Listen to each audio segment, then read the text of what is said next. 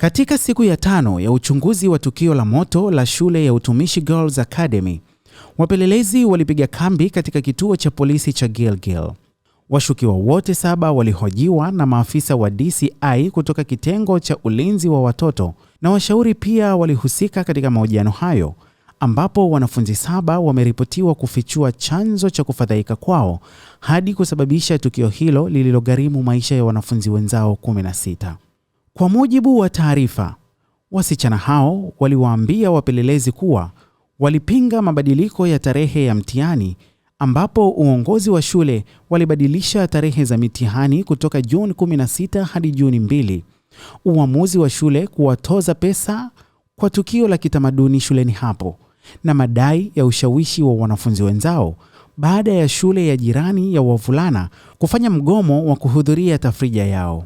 Uchunguzi pia umebaini kuwa mpango wa kuteketeza bweni hilo ulibuniwa saa 3 usiku na kutekelezwa saa 3 baadaye kufikia saa 6 kama ilivyonaswa katika kamera za CCTV, huku viberiti na mafuta ya taa yakidaiwa kupatikana saa chache kabla ya shambulio hilo. Chombo cha habari cha Citizen pia kimebaini kuwa wanafunzi wa kidato cha 3 shuleni hapo huelekea kulala saa 3:35 usiku, huku wanafunzi wa kidato cha 4 wakilala saa 4:35 usiku.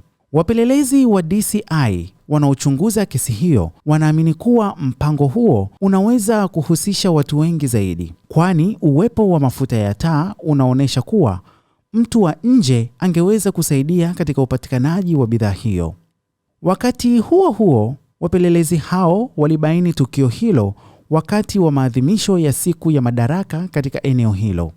Walisema kuna haja ya kuwa na mbinu shirikishi kushughulikia kesi ya utovu wa nidhamu katika taasisi za elimu. Maafisa wa upelelezi wamethibitisha kuwa wanawasaka washukiwa wengine wanaoaminika kuhusika katika shambulio hilo la moto.